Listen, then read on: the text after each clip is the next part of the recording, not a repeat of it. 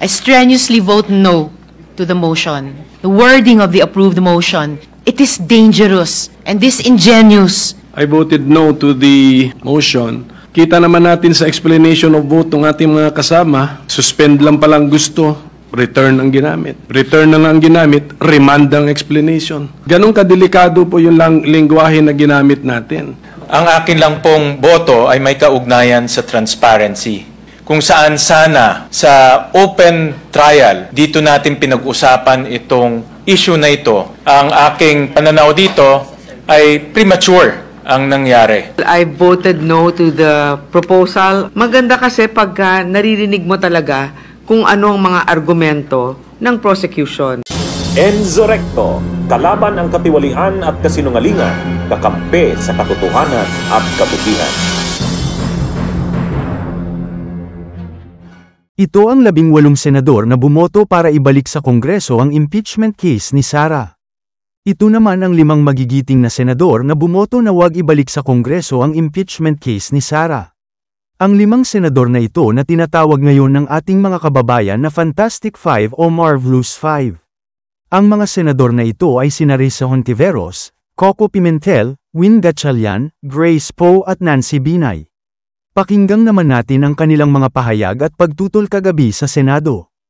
Ninonote ko po yung amendment sa motion na ginawa ni Senator Judge De La Rosa at nag-object pa rin po ako sa motion na yan. Pero una po, dun sa point ni Senator Judge De La Rosa na a motion to dismiss is inherent in the powers of every judicial or quasi-judicial body. Hindi po ito totoo. Sa katunayan, maraming rules of procedure actually sinasabi na ang motion to dismiss ay prohibited pleading. Gaya po ng rules of procedure na nag-govern sa mga intercorporate controversies. At kahit pa po kung kailan sila pinapayagan, kung kailan pinapayagan yung motion to dismiss, a motion to dismiss is a litigious motion at hindi po pwedeng i-grant na hindi binibigyan yung affected party ng pagkakataon na marinig. Hindi lang po yan ang gusto kong puntuhin talaga, Mr. Presiding Officer. The one-year bar rule has already been clarified in the case of Gutierrez versus House of Representatives Committee on Justice, GR number 193459, February 15, 2011, gaya ng kinote din ni Senator Judge Poe. The court in re explained that multiple impeachment complaints can be filed basta't iisang referral lamang sa Committee on Justice ang ginawa. Hindi po nilalabag yung 1987 Constitution. Gutierrez explains the rationale for this and I quote, ibang quote po sa quote ni Senator Judge Poe, "It becomes clear that the consideration behind the intended limitation refers to the element of time and not to the number of complaints. The impeachable officer should defend himself in only one impeachment proceeding so that he will not be precluded from performing his official functions and duties. Similarly, Congress should run only one impeachment proceeding so as not to leave it with little time to attend to its main work of lawmaking. The doctrine laid down in Francisco that initiation means filing and referral remains congruent to the rationale of the constitutional provision." At sa ating sirkumstansya, Mr. Presiding Officer, iisa lang ang impeachment case na kasalukuyang dinidinig. At precisely, arguments for or against should not be debated by us alone. Kaya nga po't inuulit ko yung posisyon ko na respetuhin natin ang due process at bigyan yung parties ng oportunidad, madinig at oras, panahon, isumite yung comments sa isyung ito. No, wala kami responsibility doon sa ambiguous motion na yun. Kung ano man ang effect nun, sila ipa-explain natin. But this has been a very disappointing night for the Senate. So how would you describe this line po sa decision na ito? Well, ako'y nalulungkot, pero may saving grace na lang siguro tayo na may pinadala rin ang summons at sasagot pa rin ang impeached officer within 10 days from tomorrow. Pero pwede po bang pagpatin yan sa next Congress? 20th? I-address na natin yung tanong sa 20th Congress. Basta sa point of view ng 19th, given the wording na motion na in-approve nila, mukhang sa point of view ng 19th Congress Senate na pwedeng ipasa sa 20th Congress Senate. Pero kung tatanggapin ng 20th Congress Senate, sila ang sasagot. Yan, hindi pa contradicting yan kasi sinabi na niya ng mga kasama niyo. Hindi yan binding doon sa 20th Congress either House or Hindi ba contradicting din sa sinabi niyang dinismiss na nila? Tapos interpretation nila, ipapasa nila. Pero so yung return to sender, hindi ba, katumbas ng pinaikutan lang yung dismissal? Alam mo, walang concept ng return to sender sa mga legal proceedings. Sa postal office meron, pero sa legal proceedings sa korte, walang ganun. Kaya nga, inulit ko kanina, bakit ba namin pinipilit na dismissal, remand, return, or any other synonym na nagbibigay ng mental picture na meron kami sinasauli or binibitawan ng Senado ang impeachment case. That is the problem. Pero gustong-gusto nila eh. So sila na magpaliwanag sa taong bayan. So yung dalawang objectives kasi nung return to sender na ito is achievable kahit hindi i-return. Correct. Sabi ko nga, correct. Advisory lang yan. To answer. At this point po, ma'am, pwede pang i-salvage or i-save yung complaint against the Vice President? Well, sa ngayon, ang status bale is kailangan siyang mag-file ng kanyang answer pagtanggap niya ng summons. Will this open question sa korte? Kaya nga sabi ko, why are we adopting a motion na may ambiguous language? Alam mo niyo na, pag may ambiguous language, you're inviting a court case. Diba? What is the pleasure of Senator Judge Binay? Just one clarificatory question, Mr. Yes, Presiding Justice. Ano ho ang mangyayari doon sa complaint kung hindi tanggapin ng House yung pagsoli natin? Hindi po natin, ulitin ko po, hindi po sinosoli yung complaint in the stricted sense of the word dahil nga po, pagkatapos natin pagbotohan to, ano man na mangyari, mag-i-issue po tayo ng summons para pasagutin.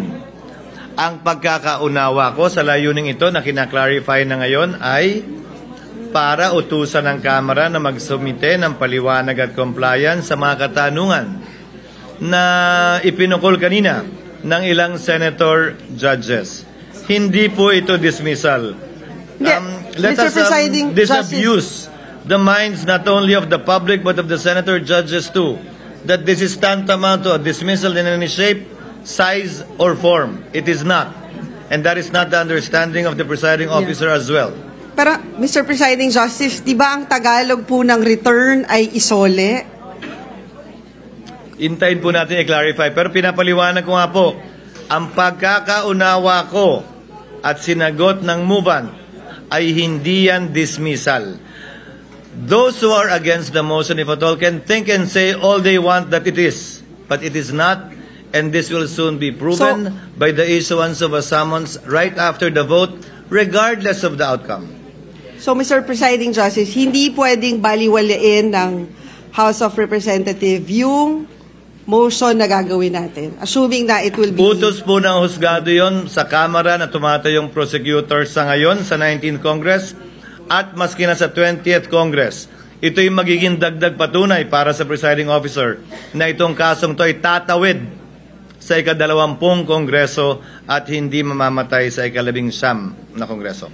Another clarification, I'm sorry, but I think, kasi yung unang posisyon ng ating presiding officer is we cannot compel the 20th Congress to be bound by our decisions. On the other hand, my question is, kung kunwari bukas matuloy yung trial natin at pumunta dito yung mga House prosecutors, hindi ba natin pwedeng tanungin sa kanila sa puntong yon na iklaro na nila yung mga tanong natin at tama din yung sinabi ni Senator Win na mas transparent ang sagot nila. Kasi hindi pwede yung sila-sila na nag-uusap, isasubmit sa atin. We want to see how they're able to come up with that response and also how they're going to be defending it live with us. That's for the 20th Congress to decide. Why? That was what was discussed earlier.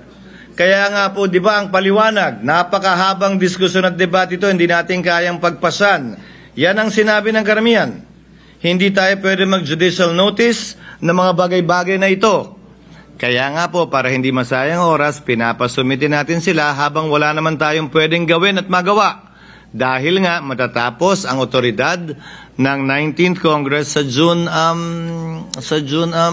It's really about the majority vote. No? But if you ask me, maganda sana na pag-usapan yan during the trial proper kasi yung transparent at fair sa lahat. Hindi naman ibig sabihin kung pinakinggan nito sa trial proper, matutuloy siya. Pwede rin siya ma-dismiss. Pero at least doon na natin na pag-usapan. And yun yung proper procedure. Mag-convene na, magkaroon ng trial at ilalabas. Ako naniniwala ilalabas rin ng defense yan. So sana doon na pag-usapan. Are you disappointed? Sabi niya, sir, premature. Well, ako kasi I am following precedents. Kung ano nangyari kay yung mga dating impeachment, dapat sunundan natin yun, in my opinion, dahil klaro kung ano yung mga next steps. Hindi tayo na wawala sa direksyon. With this new intervention, in my opinion, dahil bago siya, parang uncharted territory na.